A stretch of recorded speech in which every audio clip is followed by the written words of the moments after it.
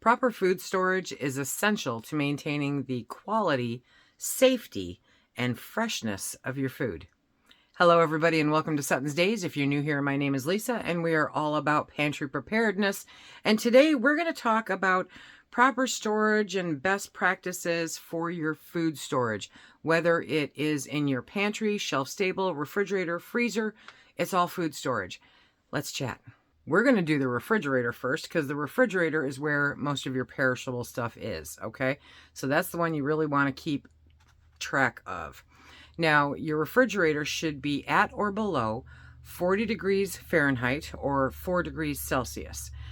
That makes it so that everything in there stays as fresh as possible for as long as possible. Temperature is important. Raw meat or seafood, that kind of thing, should be kept in sealed containers, okay, on the bottom shelf, so that if anything were to spill, if anything were to leak, you would not contaminate everything underneath it, because that's gross.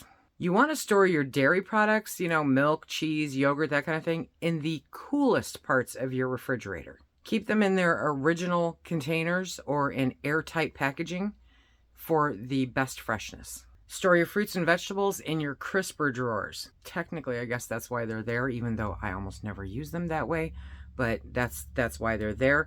And you want to make sure, don't wash your fresh fruits and vegetables until you're ready to use them, because if you do, you're increasing the amount of moisture potentially getting to it, which will make them perish faster. Did you know that there's a method for storing leftovers? Yeah, you want to store them in shallow dishes, okay? Shallow, airtight dishes.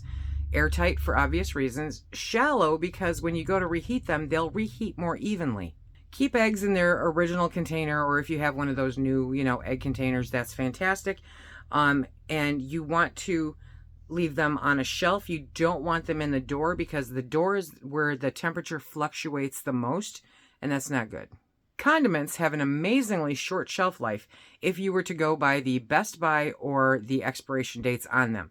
Some do expire, okay, and some are just Best By dates. So be sure to keep track of those. Look around at least twice a year. I'm going, why do I have that in my door? Because at some point I bought it for something. So you want to make sure to keep on top of those, keep track of the dates so that you're not, poisoning yourself or your family. Mayonnaise doesn't last as long as you think it does, even in the refrigerator. Last but not least, always check the dates on everything in your refrigerator. If you've ever taken a swig of chunky milk, you know exactly what I'm talking about. Best By and expiration dates are super important in your refrigerator. So now that we've got the refrigerator addressed, let's move on to the freezer. Your ideal temperatures in your freezer should be 0 Fahrenheit or 18 Celsius. That will maintain the quality of the food that you put in there. Labeling your freezer items is super important, okay? Because if you put it in that bag, whether it's vacuum sealed or not, at some point you're going to run across one and look at it and go, what's that? Okay, I hate mystery meat a lot. So label your freezer items. Airtight packaging is super important in the freezer. It will extend the longevity of the food that's in there. Freezer burn sucks. It's really bad, okay? It impacts the texture, it impacts the taste, all the way around. It's just not good. So if you can vacuum seal it, okay? I don't trust that butcher's wrapping paper for any kind of extended stay in my freezer.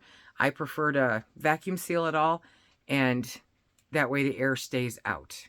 So airtight, super, super important. Another thing that I do to save my sanity is to separate and portion it out. Now, a few of you have seen the pork butt video that we do. We will buy a whole pork butt, normally 2 or 3, and then we will portion them out. While they're defrosted, we'll portion them out. So we'll either cut them into country-style ribs, or I'll chunk them up to go into jars, or whatever the case may be, okay?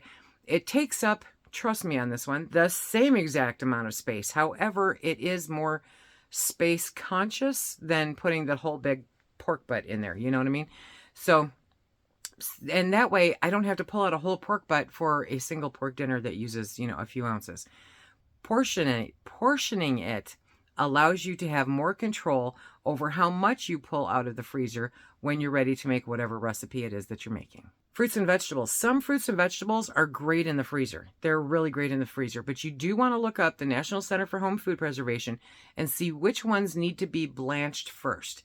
Some, you can just toss them in there. Some of them, you're really doing them a disservice and yourself if you are not blanching them before you freeze them. It just makes them more palatable. It makes the color stay. There's a list of reasons. So check out and see which ones need to be blanched first and which don't. We covered refrigerator, we covered freezer. Now let's hit that dry storage. Yes, okay. Airtight containers, always, always. That should be one of your top mottos. Airtight containers, necessary for the longevity and the freshness and the pest control of your foods. Cool, dark, and dry. Do I need to say more? Cool, dark, and dry. Again, labeling comes into play. If you have ever not labeled your pectin and not labeled your cornstarch and then put them next to each other and had to try to figure out which one was which, you know what I'm talking about. Do I sound like I'm talking from experience? Yeah.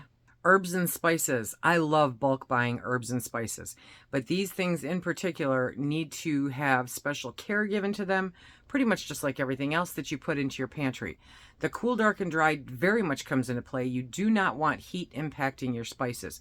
Vacuum sealing your spices, especially if you buy them in bulk, really, really extends the longevity of the flavor, of the potency of the herbs and spices. If you have ever had old oregano end up in your spaghetti sauce and you pretty much just want to pitch the spaghetti sauce after that, right?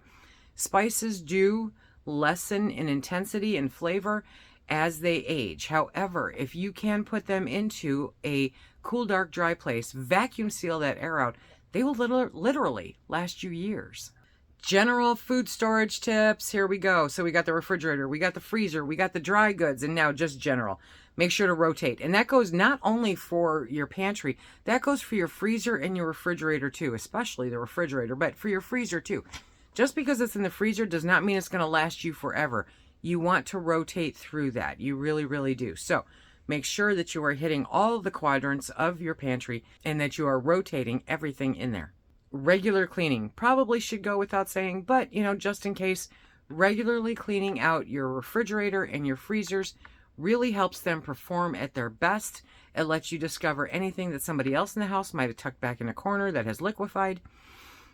Okay, and it helps you stay on top of your inventory. So regularly cleaning out your refrigerator and your freezer are good practice. When you are thawing items, you should always thaw your frozen foods either in the refrigerator or the microwave. That's the rule of thumb. I keep them out of your microwave, okay? But you can defrost things in your microwave. I prefer not to, but defrosting them in your refrigerator is the way to go. Defrosting them on the counter is not the healthiest method. It can, because the inside is so much colder than the outside. As it starts to defrost, you risk contamination to the outer layers of whatever it is that you're defrosting. By following these best practices, you can ensure that your food stays fresh and safe and enjoyable for a longer period of time. And that's what we want. We want to get the most out of our food instead of putting it into the landfills, right? Don't do it. So do what you can to follow these best practices, these benchmark practices for your food storage, whether it is the refrigerator, the freezer, the dry goods. It all has its place. If you want to check out more about what's going on with the January Pantry Challenge, check out this playlist right here. And until next time, everybody, be safe.